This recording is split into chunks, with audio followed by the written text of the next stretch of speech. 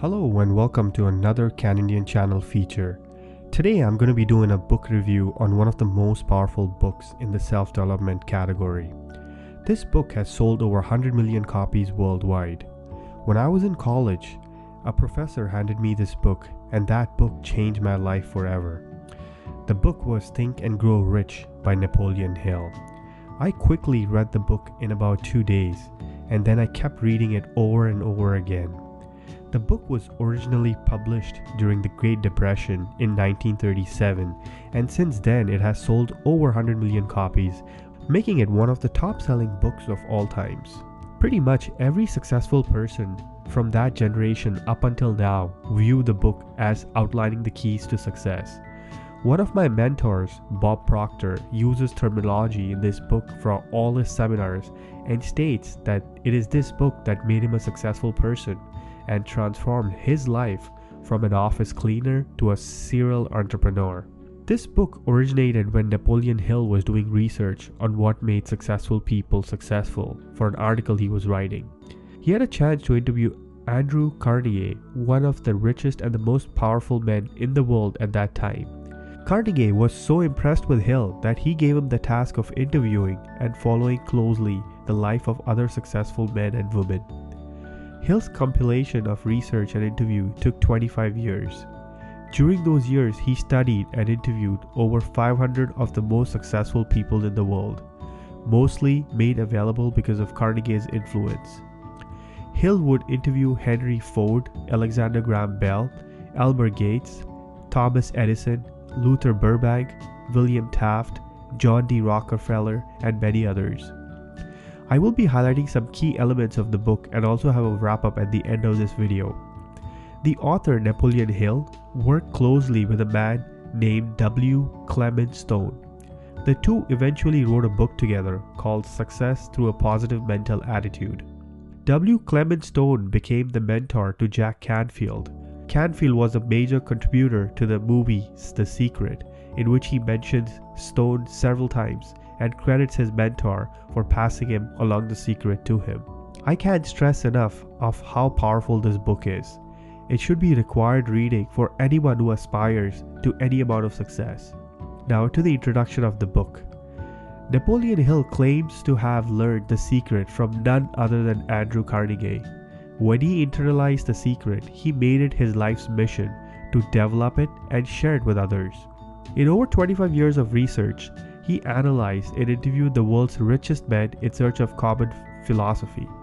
The fact that Hill devoted his life to this information and had the access to some of the most successful people in history gives this book more credibility to me than any other that I own. I give far more weight to this powerful collection of real-world knowledge than any other author, including myself, who speaks from less experience. It's doubtful that anyone will ever be able to replicate the level of access to the world's most powerful minds represented in this book. The bottom line is, it's well worth the cover price. The basic theme of the book is one of self-determination. Hill suggested that the concentrated energy of your thoughts and emotion, when applied to a specific desire for wealth, deeply internalized and without safety net, will manifest itself into its real-world equivalent. Hardcore left-brainers and scientists will immediately write off this suggestion as a hocus pocus, but considering the source, my ears are open. I'm less concerned with how it works than I am with the fact that the richest men in history says it worked. I don't care if it's something as strange as a mystical universal energy, or if it's as practical as improving one's probability for success through focus and discipline. If it's good enough for Carnegie, then it's good enough for me.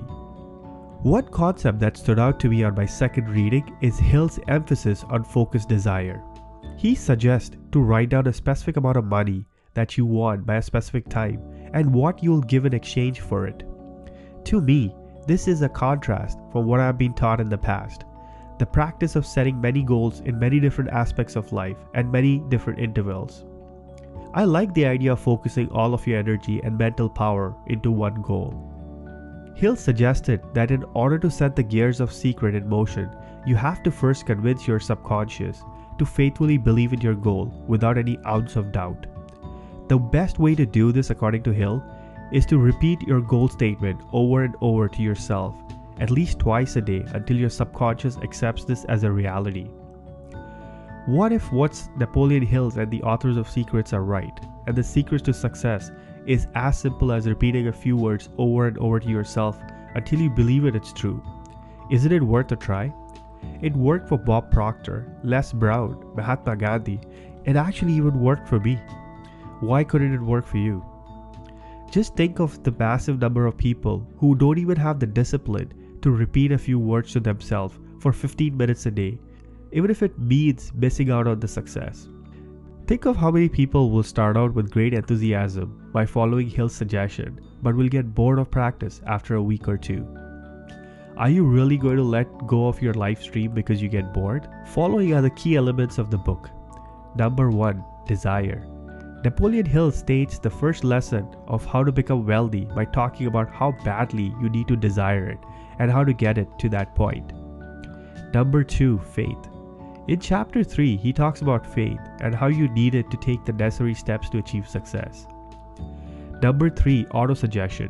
In the next chapter, Hill discusses the importance of autosuggestion, which basically refers to your own self-talk.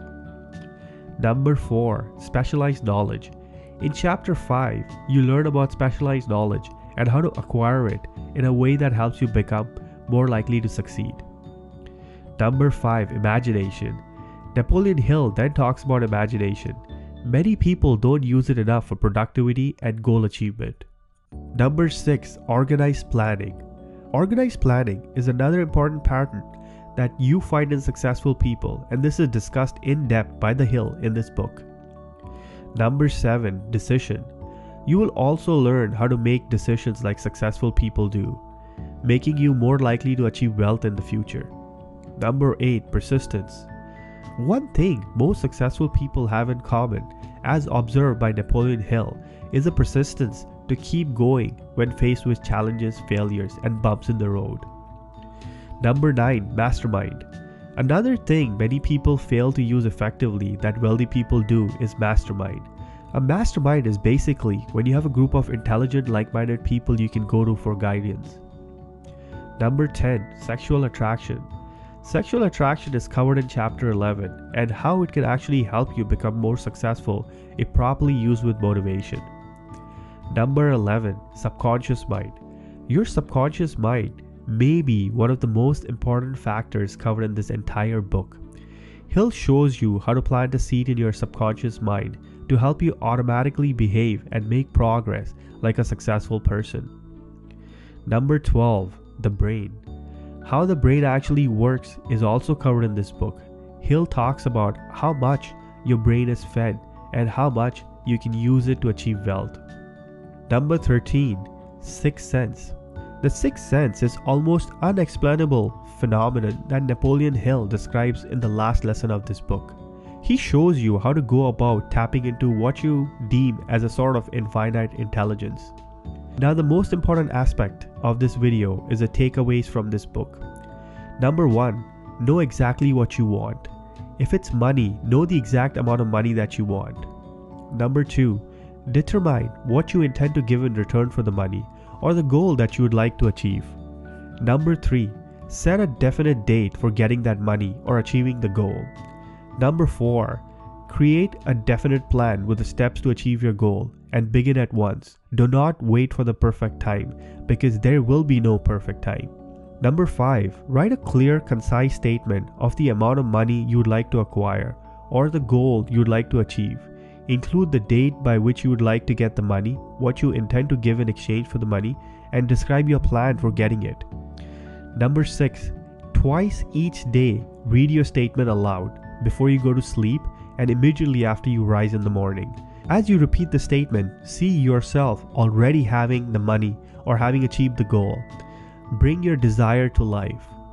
Throughout the book, Hill keeps on building on this basic formula, bringing it to life. There are many times we do not achieve our goals for one reason or another. If a lack of self-confidence is the reason, Think and Grow Rich proposes a solution. You have to have faith that you can do whatever you set your mind upon. Believe it or not, I've actually filtered out a great deal of crazy elements contained within this book. As I stated in my other videos, this channel is all about positivity. I take out the negative or absurd elements and only focus on the positive aspects. Hopefully, this has the effect of providing a summary of useful steps.